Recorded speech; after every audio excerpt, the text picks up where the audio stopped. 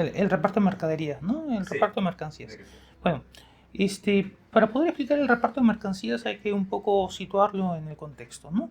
Este, mm, Luego de la paulatina disolución del sistema de encomiendas, que se da más o menos hacia el paso del siglo XVII en gran medida, poco a poco el territorio rural andino va siendo puesto en manos de los corregidores. Los corregidores son una primera instancia de justicia y una primera instancia de gobierno, ¿no?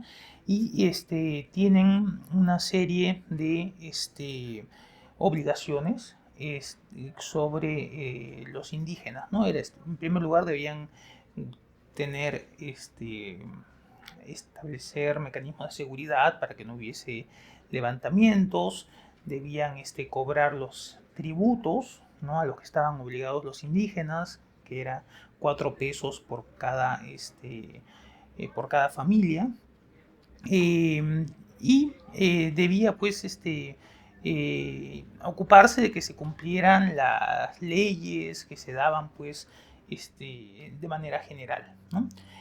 Lógicamente que el corregidor no estaba solo, sino que generalmente actuaba en unión con el párroco de indios, ¿no?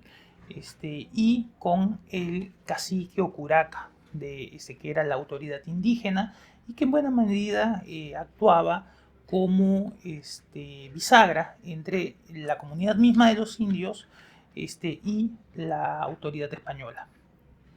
El problema era que cuando estos tres personajes se confabulaban para sacar provecho sobre el indígena del común, ¿no? Podían llegar a ser muy nocivos, ¿no? Entonces podían verdaderamente hacer de la vida de los indígenas un infierno, ¿no? En otros casos no se daba esta confabulación entre estos tres personajes y podía la situación ser distinta. Los corregimientos se daban por 3 o por 5 años, ¿no? Eran nombramientos por 3 o por 5 años, ¿no? Y estos eran de 3 años si el que los nombraba era el virrey, o de 5 años si el nombramiento venía desde la corona misma. Lógicamente que trasladarse, ya fuese desde España o desde alguna de las ciudades en el virreinato hacia estos medios rurales, instalarse en este lugar, era costoso, ¿no? En consecuencia, teóricamente había pues todo un gasto que debía ser cubierto para que esta persona llegara a su destino, se acomodara en el lugar y viviera según ciertos estándares, porque en buena cuenta eran como digamos la autoridad de base del imperio español en las regiones. La corona no estaba dispuesta a dar dinero para la instalación de estos funcionarios. Es más, la corona muchas veces vendía estos cargos. Eran cargos venales, ¿no? Eran cargos como era común en las sociedades modernas, no solamente en España, sino en otras sociedades europeas del momento, ¿no? La venta de cargos era una forma de que el Estado recaudara fondos, ¿no? En consecuencia, se puso el tópico de discusión de cómo se podía hacer para que estas personas tuvieran el dinero para llegar hasta el lugar de su destino eh, y bueno, tener todas estas comodidades y cosas por el estilo. Y la respuesta de esto fue el establecimiento del el reparto mercantil o reparto de mercaderías, que consistía en una cantidad de dinero que se le permitía llevar en objetos, en bienes, ¿no? Que generalmente eran dados fiados ya fuese por los comerciantes sevillanos o por sus contrapartes los comerciantes en Lima, ¿no? Muchas veces miembros de las mismas compañías, ¿no? Que se las daban a los corregidores las llevaban a su región, y en la región obligaban a que los indígenas de su jurisdicción compraran estos bienes, ¿no? Y entonces a lo largo de su periodo, iban cobrándole las deudas que armaban en base a esta venta compulsiva, esta venta obligatoria. El sistema, cuando se había pensado en abstracto, se había pensado que iba a servir para entregar útiles de labranza, eh, este, o si no una serie de otras mercancías que fueran importantes para los indígenas, ¿no? Durante mucho tiempo, la historiografía ha considerado que esto no se cumplió y que se les daban bienes frívolos, bienes suntuarios, bienes que no tenían mayor importancia o ninguna mayor utilidad para para la gente del campo, para la gente de las comunidades indígenas. Sin embargo, cuando uno ve lo que la excesiva valoración que la gente del siglo XVIII, por ejemplo, tenía en los usos del vestir, en los elementos lujosos, etc. Es probable que para la gente que recibía estos repartos mercantiles, estos bienes fueran muy difíciles de pagar, les costasen mucho, pero que fueran bienes también para ellos altamente cotizados. Finalmente ellos iban a las procesiones, iban a las fiestas y era parte de su interés el lucir apropiadamente. Entonces no es que fueran solamente bienes puramente frívolos, sino que probablemente fueran bienes que tuvieran cierta importancia para los mismos indígenas. Bien, el problema mayor surgía por la voracidad de los corregidores, ¿no? Generalmente se consideraba que la cantidad de dinero que necesitaba uno de estos funcionarios para establecerse, digamos, estaba alrededor de los 3.000 o 5.000 pesos. Entonces, que la cantidad de mercaderías que debía llevar a al lugar donde iba a realizar su gobierno, era una cantidad pues cercana a estos 5.000 pesos o 3.000 pesos, ¿no? El problema venía en que en realidad, utilizando su fuerza, utilizando la obligación, el poder que tenían sobre los indígenas, repartían 20.000 y más pesos, 20.000 y 30.000 pesos, ¿no? Entonces, cuando repartían 5.000 pesos entre el número de personas que tenían a su cargo, ¿no? Era una circunstancia gravosa seguramente para los indígenas que tenían poco acceso a la moneda, que muchas veces tenían que pagar en bienes, el pago se hacía en especies antes que en moneda, pero podía hacerse, ¿no? Pero cuando estas cantidades se elevaban de esta manera tan monstruosa a los 20.000 o 30.000 pesos, iba más allá de la capacidad de estas poblaciones indígenas y finalmente lo que ocasionaban al obligarlos a pagar, ¿no?, estas cantidades era que, desesperados por no poder cumplir con estas obligaciones, terminaran rebelándose, ¿no? Este fue el caso de la rebelión, o sea, uno de los motivos de la rebelión de Tupac Amaru, pero,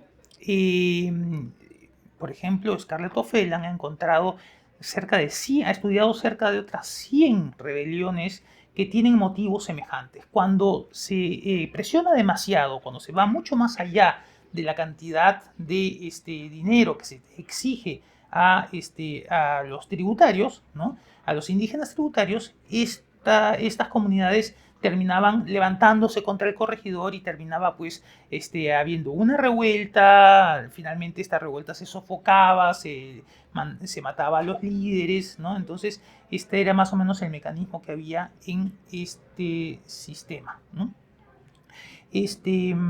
Finalmente, ¿no?, con la rebelión de Tupac Amaru, que fue como una más de estas rebeliones, pero que terminó saliéndose totalmente de las manos de los del poder español, ¿no? Puso en jaque el poder español en toda la zona del Alto Perú y fue muy difícil llegar a controlarlo. Entonces, se comenzó a tener mucho cuidado en ese aspecto y poco tiempo después se implantaron las intendencias que eran como... Era un cambio muy importante al sistema de corregidores, ¿no? Eran mucho menos corregidores, recibían sueldos y por otro lado se los tenía mucho mejor vigilados para que no cometieran estos excesos, ¿no? Y se evitaran este tipo de rebeliones que podían llegar a ser tan terriblemente peligrosas para el sistema español.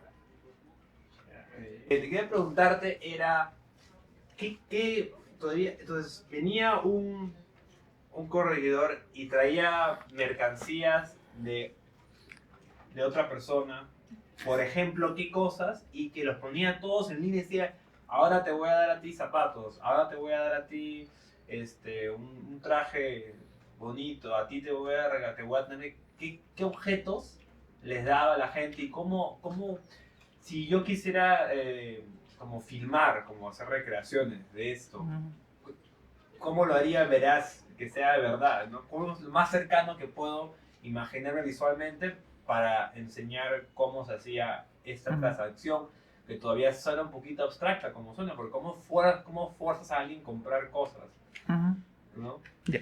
Bueno, la situación era la siguiente, ¿no? Esta gente recibía el cargo, ¿no? De repente había pagado por el cargo y había sido pues un desembolso muy fuerte, entonces se ponía en contacto con estos comerciantes, ya fuera en Sevilla o en Lima, que lo aviaban, ¿no? Aviar era como dar un préstamo, digamos, ¿no? Entonces el préstamo que daban era una cierta cantidad de dinero seguramente y unas cajas de mercadería. ¿Qué mercadería era la que venía? Bueno, era lo que estaba en los almacenes de Lima generalmente, lo que se importaba, ¿no?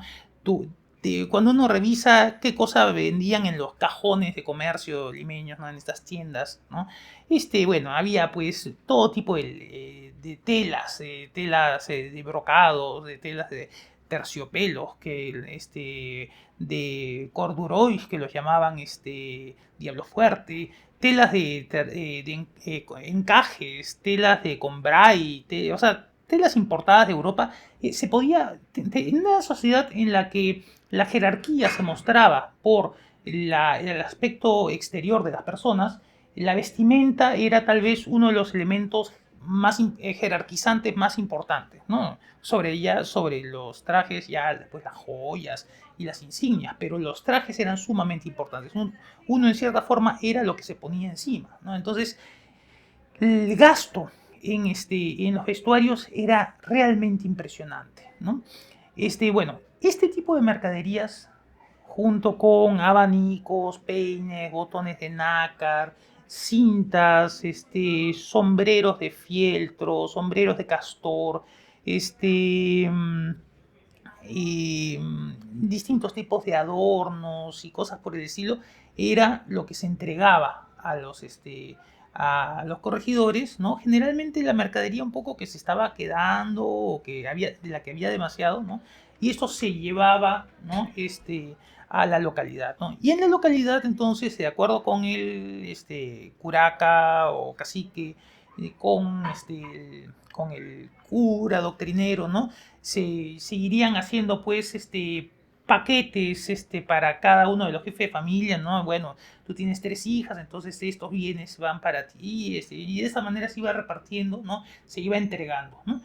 El corregidor tenía mucha fuerza coercitiva porque era el que recibía los tributos, era el que mandaba a la gente a las mitas, si es que estaban en zona de mita, era el que castigaba a la gente con cepo, no tenía poder de dar penas de muerte, pero sí podía utilizar el cepo y otros castigos corporales, ¿no? En consecuencia, era una persona que tenía mucho poder, no solamente para cobrar los tributos del rey, sino para cobrar su propia, el dinero que él había invertido en la transacción en la que estaba por estos bienes que se habían repartido, ¿no? Entonces, el que no pagaba se lo ponía en el cepo o se lo encerraba en un calabozo o cosas por el estilo, ¿no? ¿De dónde sacaban dinero los indígenas para pagar esto?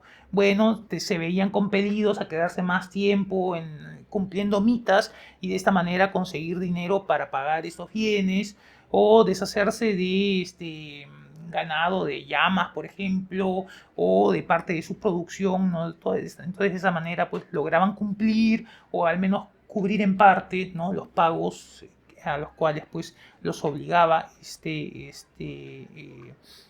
corregidor, ¿no? Entonces la mayoría de cosas que daban eran cosas como era ropa occidental, o Sí, sea, de sí, sí, España, sí. para que ellos se vistan también de esa misma manera que significaba un estatus más alto. Exactamente. Que bueno, finalmente por más que la población indígena en gran medida se vestía todavía de una manera vernacular, propia de sus costumbres, ¿no? Los españoles tenían la idea, ¿no? de que los indígenas debían entrar en buen gobierno y buena policía, digamos, o sea, debían ser civilizados, debía enseñárseles a actuar más de una manera que hoy llamaríamos occidental, y en esa época pues de una manera como buenos cristianos, ¿no? Entonces quitarse las ropas atávicas, quitarse estas ropas antiguas, andinas, podría ser un buen comienzo, ¿no? Entonces, por otro lado, en todo el sistema virreinal, en todo el sistema social, ¿no? Operaba el tema de la imitación, o sea, el mestizo trataba de pasar por criollo, el criollo se comportaba como español, ¿no? Entonces, es probable también que muchos indígenas quisieran tener estas prendas para poder de esta manera tener una posición, una mejor colocación en el desarrollo de las actividades, cuando iban a las ciudades o cosas por el estilo, ¿no? Eh, por ejemplo, interesante este, que a los caciques que sabían bien utilizar los mecanismos ya occidentales de económicos, ¿no? Y que convertían muchas veces la reciprocidad y la redistribución en ganancia real, ¿no? Un historiador como Steve Stern los ha llamado exitosos peninsulares de piel india, ¿no? O sea, era gente que, aún siendo indígenas, se movían tan bien dentro de la sociedad española, se vestían como españoles, se vestían como hidalgos españoles, contrataban gente, tenían pequeños séquitos, viajaban con cierto lujo, etcétera, ¿no? Entonces se movían como peninsulares exitosos realmente, ¿no? Entonces, un poco, tal vez de ahí podríamos sacar la idea, ¿no? De cómo esta imagen se iría difundiendo entre los grupos indígenas, ¿no? Que veían en su curaca un poco la imagen a seguir, ¿no? Entonces, tal vez vestirse como se estaba vistiendo el curaca, tal vez podría ser un aliciente, ¿no? Me parece, que hablando pensando en la lógica de todos estos repartos, que si estos bienes fueran tan inservibles y tan odiosos a los indígenas, ¿no? Este, la gente, que estos corregidores rápidamente se hubieran dado cuenta de que eran bienes que la gente no quería y hubieran tratado de cambiarlos por otros que tuvieran mayor atractivo para la gente, porque ellos no estaban interesados en imponer su fuerza para sacar el dinero, ellos estaban interesados en que la gente les pagara el dinero lo más rápido posible. Entonces, mientras más atractivos fueran estos objetos, más fácil se volvía su tarea, ¿no? Entonces, hay un poco de estas dos situaciones, ¿no? Un Pero poco no, que lo que sobraba en los almacenes, por un lado, ¿no? Pero seguramente también lo que la gente tendría cierto interés en tener, ¿no? pero no había un interés en endeudarlos también para que siempre mantengan como un contrato de esa manera también, porque Mm, si dices que subió de 5.000 a 20.000 y a un monto que ya no se podía pagar, pero seguía repartiendo forzadamente, no era porque querían que haya lo ideal, que sería toma esto, dame tu plata, sino querían una situación en la cual decía, ya tienes que ser mitad porque no me puedes pagar.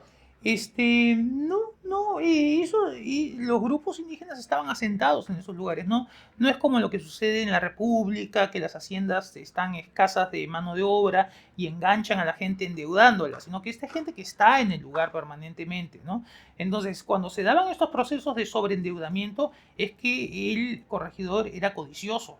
El corregidor era codicioso y no le bastaba con los 5.000 pesos que le habían permitido, sino que quería no solamente recuperar lo que había gastado y vivir bien en el lugar, sino que quería regresarse con una pequeña fortuna en el bolsillo. Entonces, por eso sobreendeudaba a la gente, porque tenía la esperanza de que que con la fuerza que él tenía se lo terminaran pagando, ¿no? Que poniendo pues a varias personas en el calabozo, en el cepo, dando unos cuantos latigazos, el resto se asustara y terminaran pagando la deuda, ¿no? Y además dentro de este plazo de 3 o de 5 años en el cual él estaba en gobierno en el lugar, ¿no? Una vez que él se iba ya se perdían esas deudas, ¿no?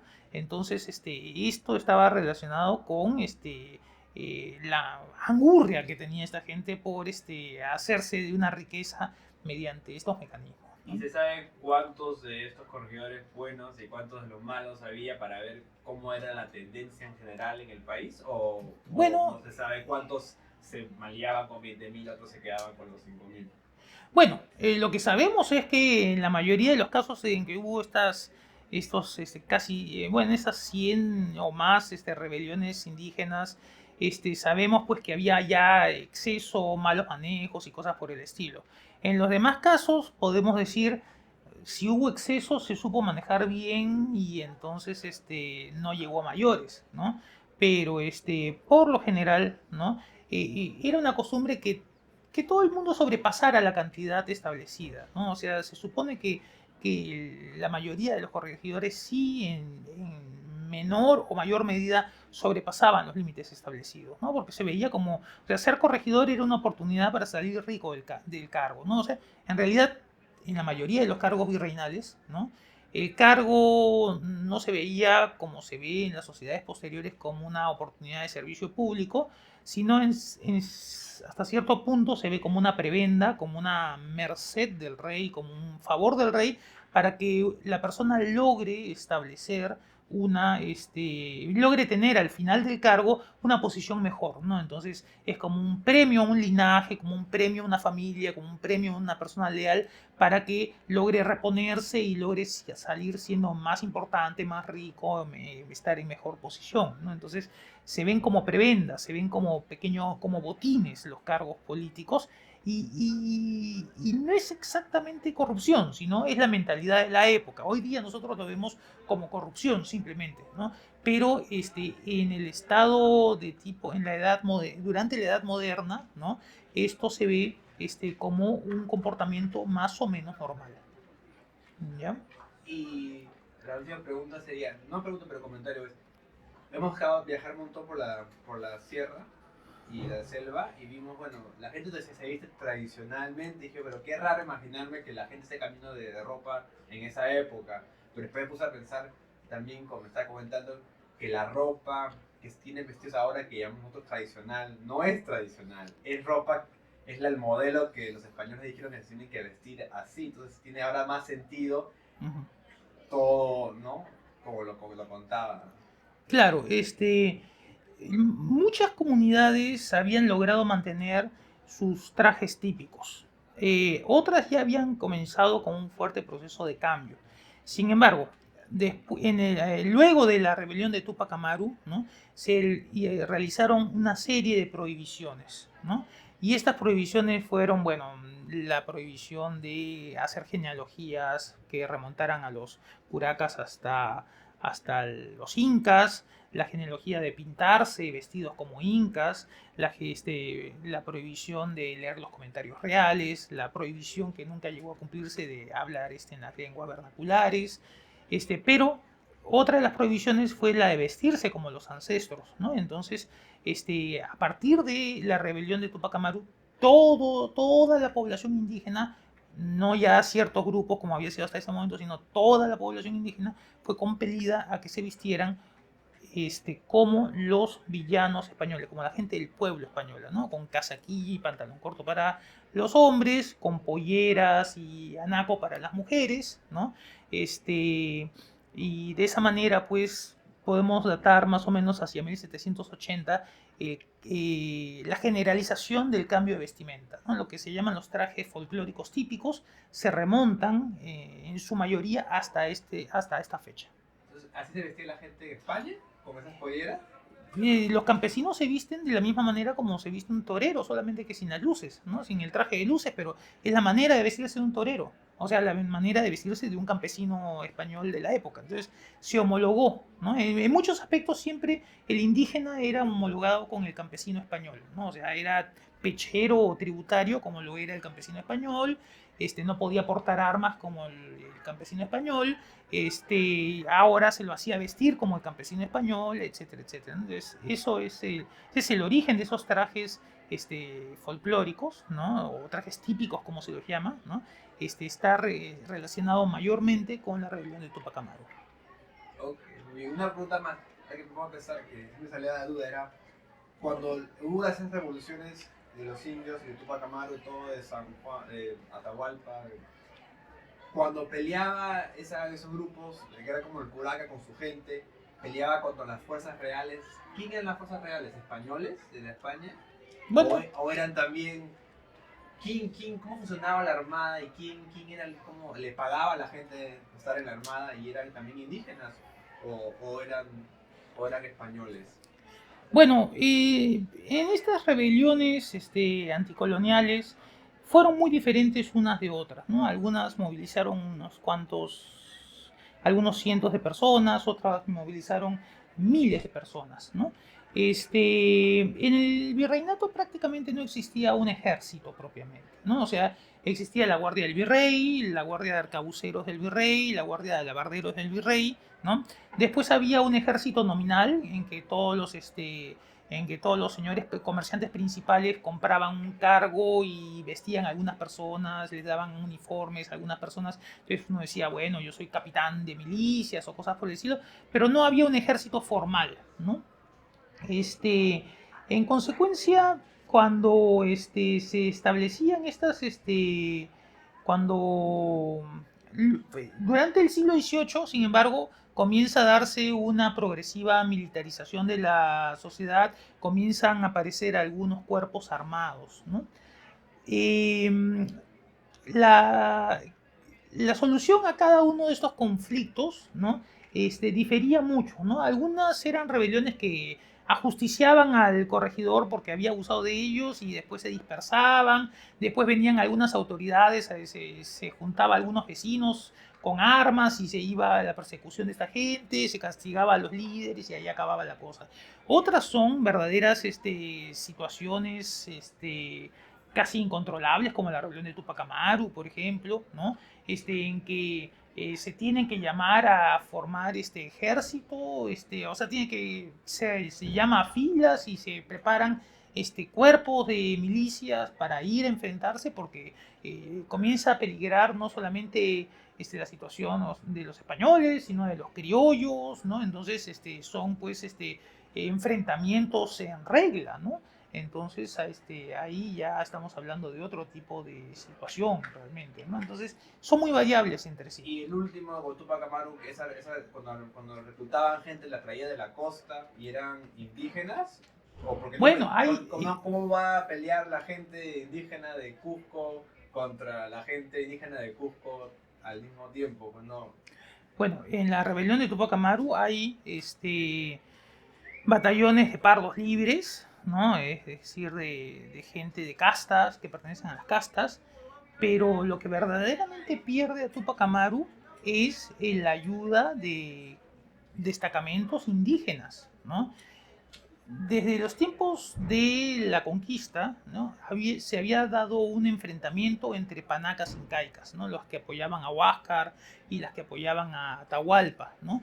Bueno, esos problemas entre panacas, esos problemas seguían presentes en el siglo XVIII. Entonces eso hizo que importantes grupos indígenas fueran estuvieran en contra de Tupac Amaru, ¿no? Y lucharan contra él. De hecho, la figura del cacique, se me ha ido el nombre. Vamos para un ratito para. De hecho, la figura, pues, del cacique Pumacagua, ¿no? Va a ser de una importancia capital, ¿no? Para movilizar también recursos indígenas en contra de la rebelión de Tupac Amaru, ¿no? De la misma manera como en el proceso de la conquista y en las guerras civiles posteriores a la conquista, siempre hubo, ¿no? Grupos de indígenas en ambos bandos, ¿no? Por ejemplo, en el sitio del Cusco se habla de Manco Inca con miles de hombres rodeando el Cusco, pero se deja de mencionar los miles de otros indígenas que estaban dentro del Cusco como tropas auxiliares de los pocos españoles que defendían la ciudad, ¿no? Entonces estos enfrentamientos sucedieron en muchos momentos, ¿no? Y los españoles sabían muy bien jugar a ese juego, ¿no? Siempre se creaba, por ejemplo, un enfrentamiento entre los indígenas y los esclavos, por ejemplo, ¿no? Para que no se aliaran, para que se acusaran mutuamente. Entonces lo que castigaban a los indígenas eran esclavos negros, los que castigaban a los esclavos negros podían ser indígenas. Entonces creando estas oposiciones de grupos y de castas y de grupos étnicos para que hubiera enfrentamiento entre ellos, ¿no? ¿Pero les pagaban? A los que No. del lado del rey, simplemente el curaca decía, ya no, mi gente, vamos a pelear contra Sí, esa sí, gente que sí, está o sea, viniendo. están rindiendo un servicio a la corona, ¿no? Entonces ahí no hay que se paga, sino se está defendiendo el régimen establecido, ¿no? Entonces no es un sistema de mercenarios o de soldada como podía haber, o sea, no son soldados propiamente, ¿no? Sino son milicias y después se da premios a las personas que han participado, ¿no? Pero no es un sistema de gente pagada propiamente.